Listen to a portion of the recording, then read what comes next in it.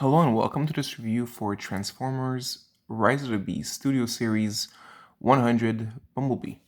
So, this guy came out in Canada and the US like a little while back, depending. However, in terms of it being at big box stores, it's actually very recent for both countries. I got him at a Walmart in Canada.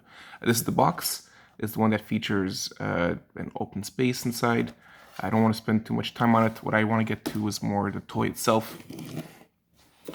So I actually feel that they accomplish a lot with this toy, and I prefer it to the older model. It's how do I say it's in one part positive and negative.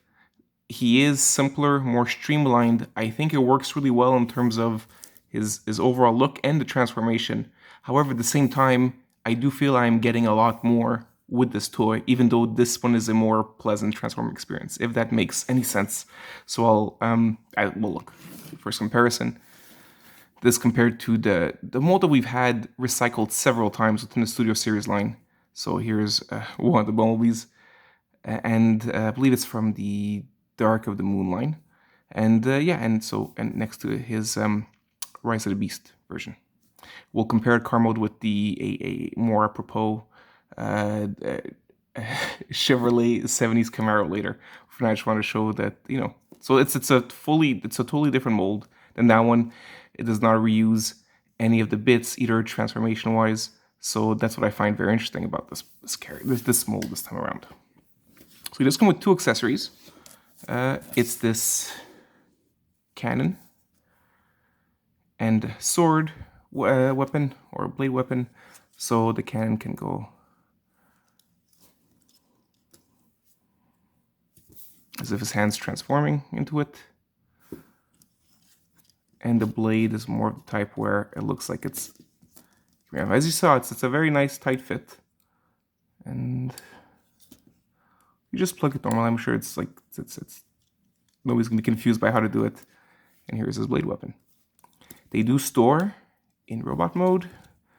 The blade weapon is as a very specific configuration. As you can see here, the windows are not exactly the same. There was an opening here, like it's been I don't know, an indent or something of sort, I would call it. So it fits the sword. It's exactly perfect for the sword. And on the other side, you can put the cannon weapon, and they stay affixed well enough. I mean, does anybody? Look, do you need it to be like this? I don't know, but if ever you're the kind that actually wants some storage for all the weapons, it works. In terms of the Bumblebee, there are a few flaws in this mode that I do want to address. One is just a QC one, and it could just be my version, but the head is extremely floppy. So yeah, I don't know if it comes across easily, but let's say I do want to put him out. See, I try to, I'd like him to look up, but no, he does not, because it goes back down. I'll remove the weapons. I'm not gonna spend too much time on that, but just to let you know that yes, my version has a very floppy head. In terms of the design, what I find really cool is that while he is an off-road version of the 70s Camaro, you don't see, it's not overly obvious. I mean, the biggest part would be there's this here, this cage element in the front. You see it there. However, the rest is, and then yes, the tires are a bit, they're more off-road than the typical kinds. But it still seems very clean. It's not so easy to tell that it's a different alt mode than usual. So I do find it cool that he retains the same robot mode look, and it has a different alt mode. I think that's well done here. The issue is the wheels. The wheels I find protrude too much this way. You don't have that in the other Bumblebees. Like, I mean, usually it's his foot. Sorry, we'll let it clear up. There you go. Usually his foot. In this case, not. Oh, back to this. Speaking of feet. So yes, I do prefer this mold, aside from, of course, the head, which is a QC problem with mine.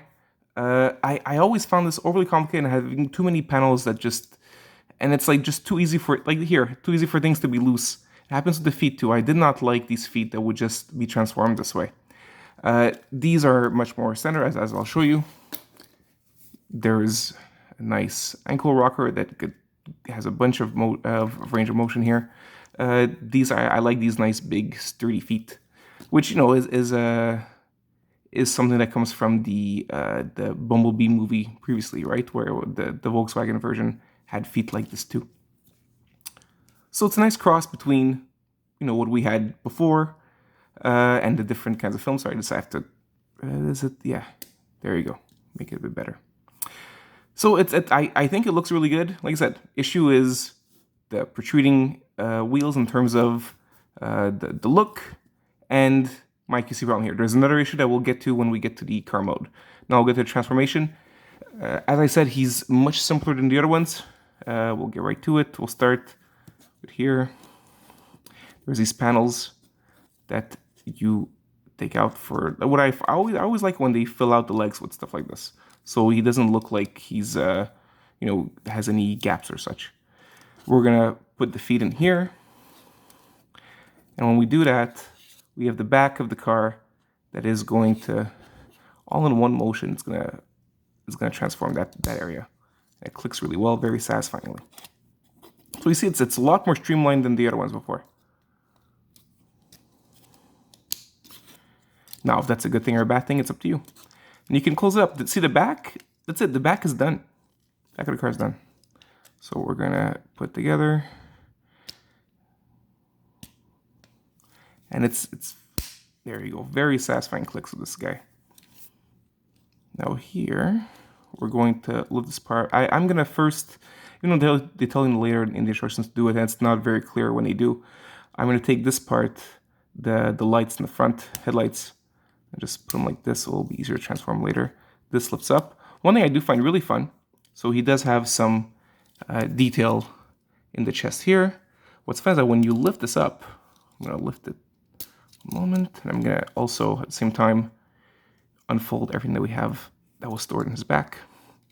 What I find fun is we actually have like a grill element here, something here. So it's like you see the insides of the car that's made up. I always like that when they incorporate some molded details like that within Transformers. See that there's actual parts, and you only see them when you're transforming him and in no other mode. I think it's really fun.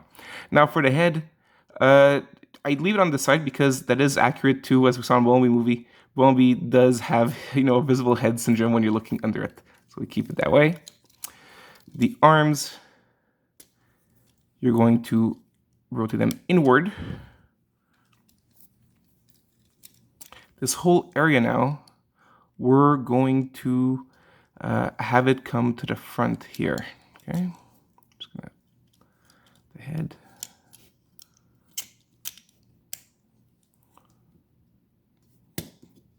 Like I said, it's a little bit tricky with the lights up front here. That's gonna clip into the back, but we'll secure it better with this part here. So give it the right shape. And yes, this peg will go into this hole. Giggity. Now for the front wheels here, we can't do it yet because we have the arms in the way. We're gonna take the arms, rotate them like so, and then these pegs will go into this little groove here. If you see that, yeah, there you go. So it's in one motion, so you bring that down. At the same time, this closes up. I'm gonna close that up here. Same for the other side.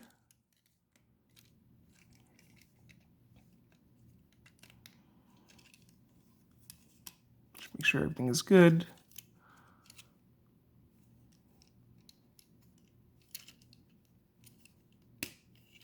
No gaps.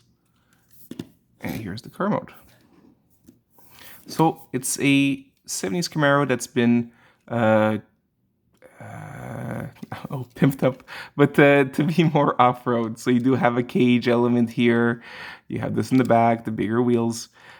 Speaking of which, that is to me my big flaw with this. It's once again, there is an element that's more design and one that's more QC. The more QC one is that while the wheels are freewheeling, this one is not, so he doesn't roll very well, which is too bad. Let's see.